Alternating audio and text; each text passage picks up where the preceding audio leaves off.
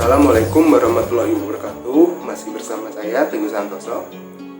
Kali ini kita akan belajar materi tentang ghibah pada pesantren kilat kali ini. Kalian masih pada semangat kan puasanya? Harus tetap semangat dong. Yuk kita langsung saja ke materi kita kali ini, yaitu ghibah. Apa itu ghibah? Ghibah adalah penyakit hati yang memakan kebaikan, mendatangkan keburukan, serta membuang-buang waktu secara sia-sia. Penyakit ini dapat meluas di masyarakat karena kurangnya pemahaman tentang agama, kehidupan yang semakin mudah memperbanyak waktu luang. Selain itu, kemajuan teknologi juga sangat berperan dalam penyebaran ghibah. Salah satu contohnya ialah telepon. Telepon adalah media yang bisa digunakan untuk ghibah masa kini. Walaupun tidak bertemu satu sama lain, bisa melewat telepon. Apa itu ghibah? Kita bahas tentang hakikat ghibah.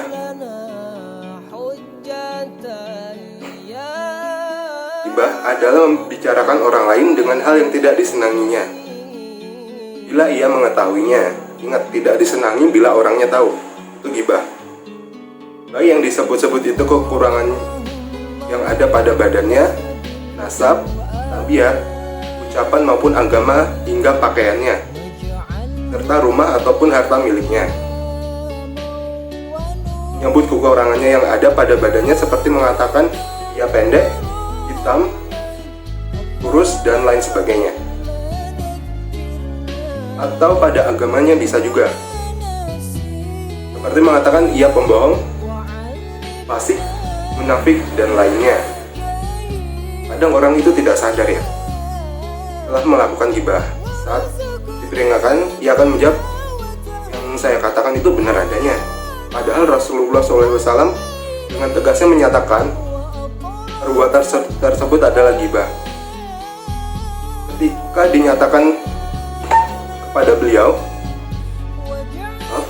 ditanyakan kepada beliau, bagaimana bila yang disebut-sebut itu memang benar adanya pada orang yang sedang digunjingkan, beliau menjawab, jika yang engkau gunjingkan benar adanya pada orang tersebut, maka engkau telah melakukan ghibah. Dan jika engkau sebut tidak ada pada orang yang engkau sebut, maka telah engkau lakukan sebuah dusta atasnya. Hadis riwayat Muslim. Selanjutnya, ghibah tidak terbatas pada lisan saja, namun juga bisa terjadi pada tulisan ataupun isyarat seperti kedipan mata, gerakan tangan, terus ada lagi cibiran dan sebagainya. Sebab intinya adalah memberitahukan kekurangan seseorang pada orang lain. Nih, contohnya ya, suatu ketika wanita itu pergi, maksudnya suatu ketika pada zaman Rasulullah dulu, wanita itu sudah pergi ya. Lalu Aisyah mengisyaratkan dengan tangannya menunjukkan bahwa wanita itu berbadan pendek. Nah, Rasulullah SAW bersabda, engkau telah melakukan ghibah. Itu Rasulullah yang berbicara ya. Misalnya dengan ini adalah gerakan memperagakan orang lain seperti menirukan cara jalan seseorang, cara berbicara, dan lainnya. Bahkan yang demikian lebih parah daripada ghibah, karena di samping mengandung unsur pemberitahuan tentang kekurangan orang tersebut, juga mengandung tujuan mengejek atau meremehkan. Tak kalah meluasnya adalah ghibah dengan tulisan, karena dengan tulisan adalah lisan kedua. Ingat, tulisan itu lisan kedua dalam ghibah. Misalnya nih, pada media massa, sudah tidak segan atau malu-malu lagi membuka aib seseorang. Tuh yang sering buat status, baik di Facebook, Instagram, WhatsApp. Tuh, hati-hati tuh. Kemudian orang itu sudah nggak punya malu, misalnya nulis kejelekan orang tuh ditulis di WhatsApp lah apa-apa ataupun yang lain tanpa disensor ataupun diibaratkan lah langsung ditulis, itu udah nggak punya malu. Itu sama aja sampai tingkatan ghibah yang paling tinggi atau rendah. Maksudnya ghibahnya tuh ghibah yang sangat buruk. Aibnya itu sudah tidak bisa lagi dirasakan sebagai aib yang seharusnya ditutupi. perbuatan dosa menjadi makanan sehari-hari bagi mereka. Tentang hakikat ghibah. Selanjutnya ada macam-macam bentuk ghibah.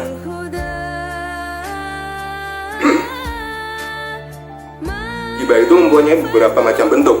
Yang paling buruk adalah ghibah yang disertai dengan ria.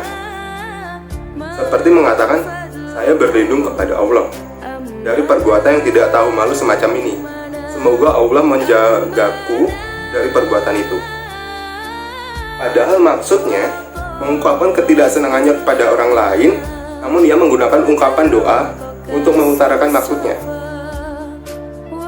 Kadang orang melakukan ghibah dengan cara pujian, seperti dia berkata nih, betapa baiknya orang itu, tidak pernah meninggalkan kewajibannya, namun sayang, mempunyai perangai seperti banyaknya kita miliki, kurang sabar. Ia menyebut juga dirinya dengan maksud mencela orang lain dan mengisyaratkan dirinya telah masuk golongan orang-orang yang soleh. Jadi dia tuh menjelekkan orang lain, tapi menganggap dirinya sendiri tuh seperti orang soleh. Terus ada lagi bentuk ghibah. Misalnya dia mengucapkan, saya kasihan terhadap teman kita yang selalu diremehkan ini. Saya berdoa kepada Allah agar dia tidak diremehkan lagi. Itu termasuk ghibah loh. Nah, ucapan semacam itu bukanlah doa. Walaupun kadang kita dikiranya itu doa, itu bukan doa sebenarnya.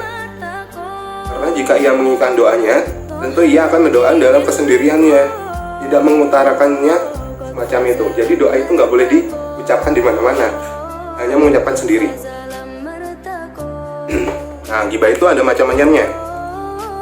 Yang pertama, ghibah itu juga ada yang diperbolehkan. Ingat, ghibah ada yang diperbolehkan. Berarti bukan semua ghibah itu dilarang.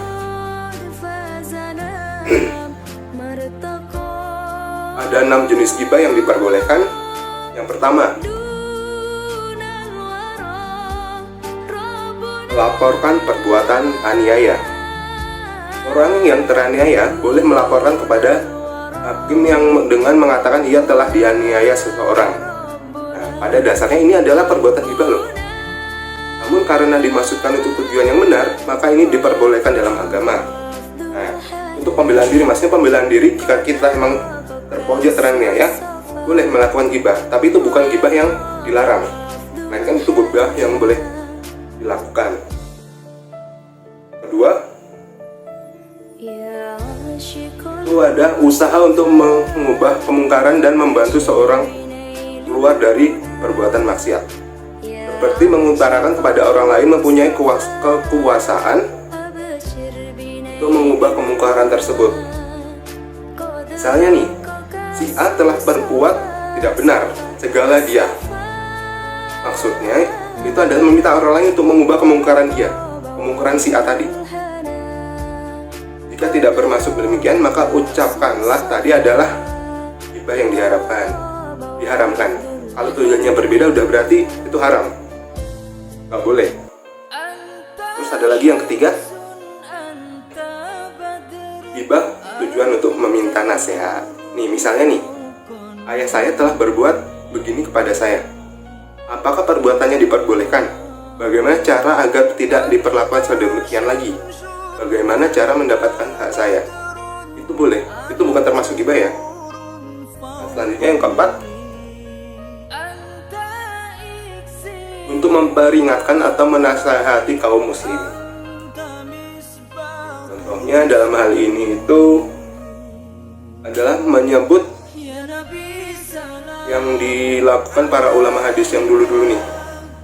Kalau nggak salah namanya itu Jarh,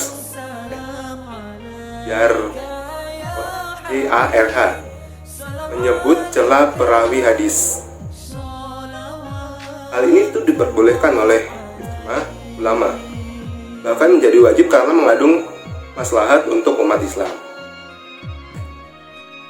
Yang kelima, itu bila seseorang berterus terang dengan menunjukkan kefasikan dan kebid'ahan, seperti minum arak, berjudi, dan lain sebagainya, maka orang maka orang tersebut boleh menyebutkan seseorang tersebut dengan sifat yang dimaksudnya. Namun ia tidak boleh menyebutkan aibnya. Yang keenam, untuk memberi penjelasan dengan suatu sebutan yang telah masyhur pada diri seseorang, seperti dengan sebutan si bisu, si pincang, dan lainnya. Namun hal ini tidak diperbolehkan bila dimasukkan untuk mengejek kekurangan atau menunjukkan kekurangan orang tersebut ya. Tapi alangkah baiknya bila kita memanggilnya dengan julukan yang lebih disenangi oleh orangnya. Nah, selanjutnya materi kita ada taubat dari ghibah.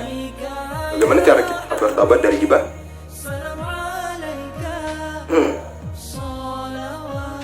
Menurut ijma, itu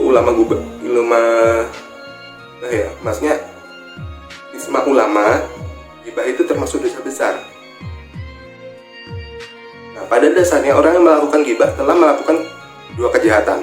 Yang pertama, kejahatan terhadap Allah Ta'ala karena melakukan perbuatan yang jelas dilarang olehnya. Yang kedua itu kejahatan terhadap hak manusia. Maka langkah pertama yang harus diambil untuk menghindari maksiat itu adalah dengan taubat yang mencakup 3 syarat. Ada 3 syarat taubat. Yang pertama, meninggalkan perbuatan maksiat tersebut. Kedua, menyesali perbuatan yang telah dilakukan dan berjanji tidak akan melakukannya lagi. Selanjutnya harus diikuti dengan langkah kedua untuk menembus kejahatannya atas hak manusia, yaitu dengan mendatangi orang yang digunjingkannya dan meminta maaf atas perbuatannya dan menunjukkan penyesalannya. Bukan acting ya. Nah, selanjutnya yang ketiga itu ada bagaimana?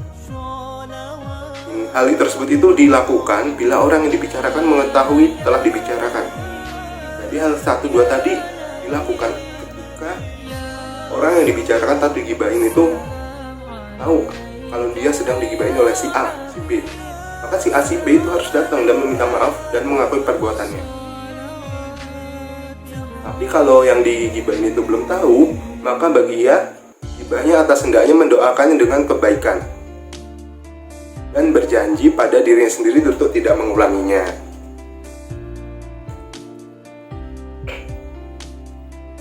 Nah, ada cara untuk menghindari ghibah. Ada 5 cara. Yang pertama, selalu mengingat bahwa perbuatan ghibah adalah penyebab kemarahan dan kemurkaan Allah Subhanahu wa Ta'ala serta akan turunnya azab darinya. Kedua,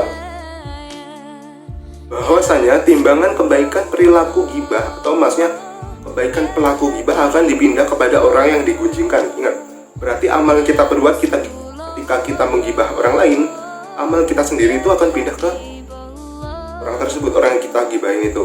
Jadi amal kita akan berkurang. Ketiga, hendaknya orang yang melakukan ghibah mengingat dulu aib dirinya, segera berusaha memperbaikinya. Nah, benar kalau kata-kata orang itu sebelum ngomong jelek, sebenarnya ngaca dulu. Itu kalau mau ngomong masa kini ya. Jadi kita nggak bisa memandang jeleknya orang lain. Kita harus melihat diri kita sendiri. Apakah kita lebih baik dari orang tersebut atau tidak? Keempat, jika aib orang yang hendak kita gunjingi tidak ada pada dirinya, hendaknya kita bersyukur pada Allah karena dia telah menghindarkan dari aib tersebut. Bukannya malah mengetahui dirinya dengan aib yang lebih besar dari berupa perbuatan ghibah. 5. Selalu ingat bila ia membicarakan saudaranya, maka ia seperti orang yang makan bangkai saudaranya sendiri, sebagaimana yang difirmankan Allah Subhanahu wa Ta'ala yang berbunyi, dan janganlah engkau sebagian kamu menggunjingkan sebagian yang lain. Sukakah salah seseorang di antara kamu memakan daging saudaranya yang sudah mati? Al-Quran Surat Al-Hujurat ayat 12.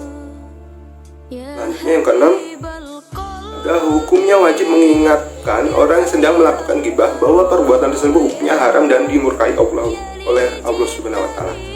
Jadi kalau ada orang yang berghibah, kalian ingatkan orang tersebut bahwa ghibah itu dimurkai oleh Allah dan haram hukumnya. Selanjutnya,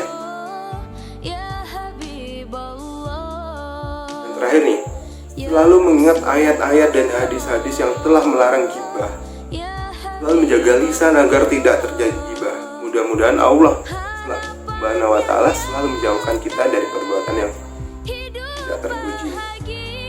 Tadi kita sudah belajar mengenai materi bahasa sebelumnya. Tugas kalian di rumah ada 3 pertanyaan nih. Yang pertama, apa yang dimaksud gibah? Lalu yang kedua, sebutkan dalil yang melandasi perbuatan gibah atau melarangnya, sehingga gibah tersebut dianggap perbuatan buruk. Pertanyaan yang ketiga, sebutkan gibah apa saja yang diperbolehkan dalam Islam. Cukup 3 pertanyaan saja, silakan dijawab. Materi gibah kali ini di Pesantren Kilat SMK Mandiri saya akhiri. Wabillahi taufiq wal hidayah. Wassalamualaikum warahmatullahi wabarakatuh. Ya li jita